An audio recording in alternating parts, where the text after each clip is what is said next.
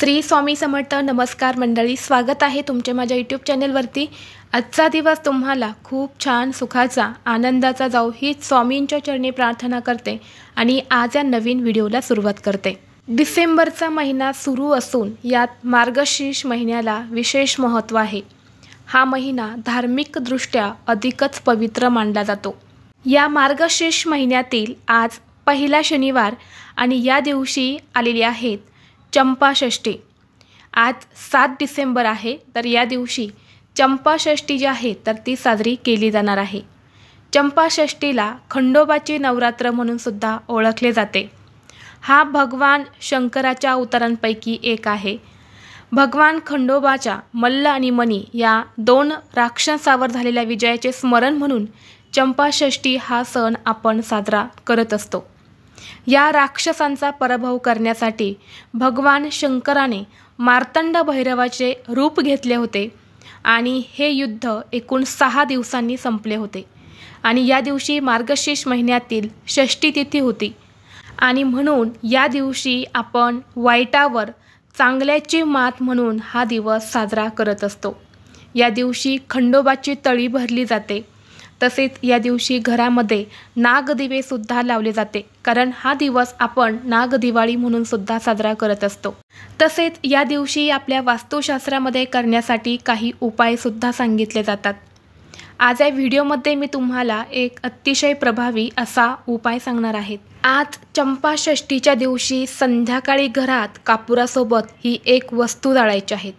ही वस्तू जाळल्याने घरातील सर्व दोष, रोज होणारी भांडणे, होणारा शत्रूंचा त्रास, नजरबाधा, अडचणी नष्ट होऊन मुलांची, पतीची, घराची अगदी भरभरून प्रगती होईल.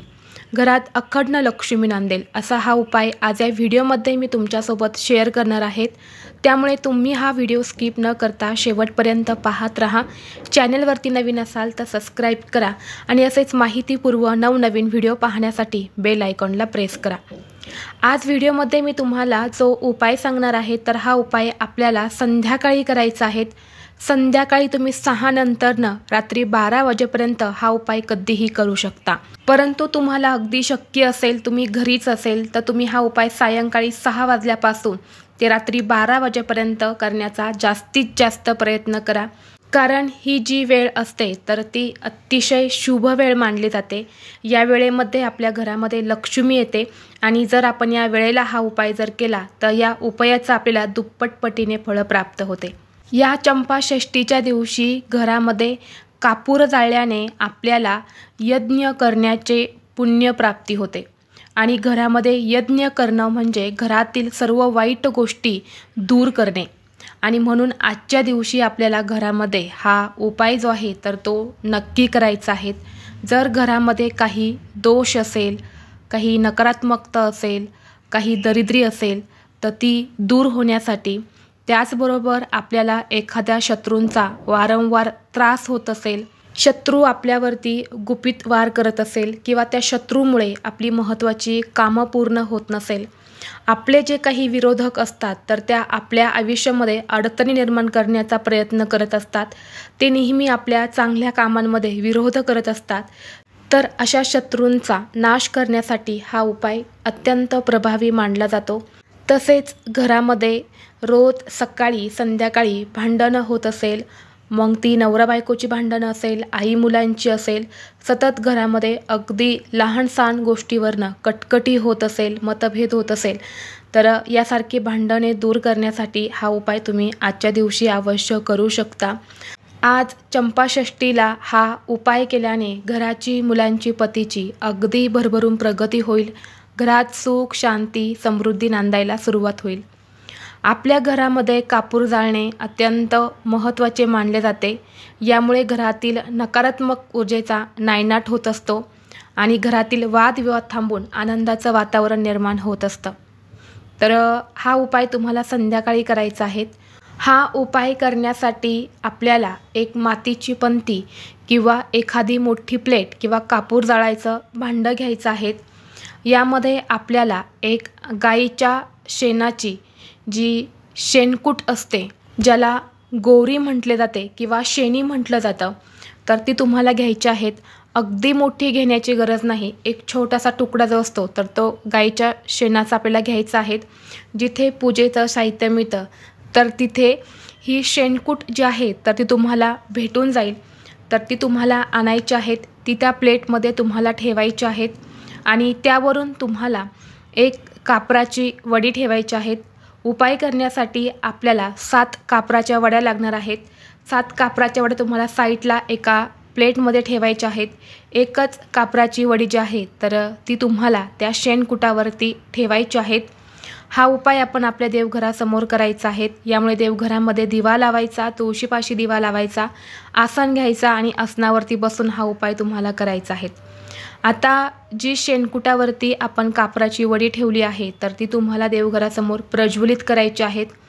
यानंतरनं आपल्याला यावरती तुपाची आहुती द्यायची आहेत. म्हणजे आपल्याला 11 वेळा थोडं थोडं तूप जे आहे तर त्या कापरावरती टाकायचं आहे आणि एक कापराची वडी संपत आली की पुन्हा लगेच दुसरी कापराची वडी त्यावरती आपल्याला ठेवायची आहेत. असं एक एक करून तुम्हाला ती कापराची वडी जी आहे तर ती त्या शेणकुटावरती ठेवून तुम्हाला जाळायची आहेत. आता 11 वेळा या तुपाची आहुती दिल्यानंतरनं तुम्हाला या कापरावरती 11 अखंड फुलाच्या लवंगा ठेवायच्या आहेत. ज्याला फुलं असतात अशा 11 अखंड फुलाच्या लवंगा त्यावरून तुम्हाला ठेवायच्या आहेत आणि यानंतर याचा धूर जो आहे तर तो संपूर्ण घरामध्ये तुम्हाला फिरवायचा आहे. यानंतरनं आपल्या घराच्या मुख्य दरवाजावरती तुम्हाला घेऊन जायचं आहे आणि तिथे हे भांडं उंबरठ्यावरती मधोमध तुम्हाला ठेवून द्यायचं आहे. जोपर्यंत या 7 कापराच्या वड्या 11 लवंगा जळत आहे तोपर्यंत हे भांडं तिथेच ठेवायचं आहे. भांडं शांत झालं की मग त्यामधल्या वस्तू तुम्ही काढून निर्माल्यमध्ये टाकू शकता किंवा त्यामध्ये थोडंसं पाणी टाकून एखाद्या झाडाच्या मुळापाशी सुद्धा तुम्ही टाकू शकता. तर अशी ही वस्तू आपल्याला आज संध्याकाळी आपल्या घरामध्ये अवश्य जाळायची आहेत. जरी तुम्हाला गायच्या शेणाची गौरी भेटली नाही म्हणजे शेणकूट तुम्हाला भेटलं नाही तर संध्याकाळी 7 कापराच्या वड्या आणि 11 लवंगा तुम्हाला अवश्य घरामध्ये जाळायच्या आहेत. त्यावरती थोडंसं गाईचं तूप टाकून तुम्हाला या वस्तू आपल्या घरात जाळायच्या आहेत.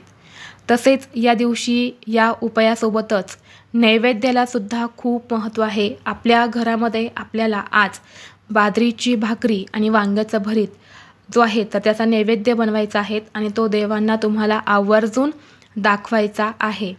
त्याचबरोबर या दिवशी घरामध्ये नागदिवे सुद्धा बनवले जातात. तर तुम्हाला बाजरीच्या पिठाचे नागदिवे बनवायचे आहेत.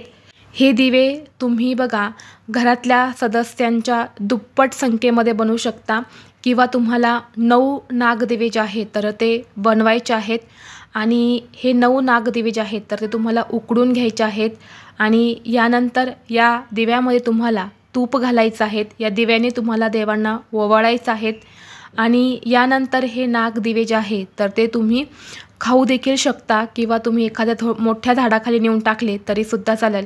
कारण हे नागदिवे जे आहेत तर ते भिजल्यानंतरनं खाल्ले जातात. तर तुम्ही खाऊ देखील शकतात आणि नसेल तुम्हाला खायचे तर तुम्ही ते एखाद्या मोठ्या झाडाखाली नेऊन टाकले तरी चालेल किंवा गाईला खाऊ घातले तरीसुद्धा चालेल. तसेच या दिवशी आपल्याला आपल्या घरामध्ये तळीसुद्धा अवश्य भरायची आहेत. तर ती तळी कशी भरायची हे तुम्हाला मी या अगोदरच्या व्हिडिओमध्ये सांगितलं आहे. तर तिथून जाऊन तुम्ही तो व्हिडिओ पाहू शकता. व्हिडिओ तुम्हाला आवडला असेल तर लाईक करा, चॅनलवरती नवीन असाल तर सबस्क्राईब करा आणि हा व्हिडिओ आपल्या मित्रपरिवारासोबत शेअर करा. चला तर मग भेटू असंच पुढल्या एका नवीन व्हिडिओमध्ये. तोपर्यंत सर्वांना श्री स्वामी समर्थ.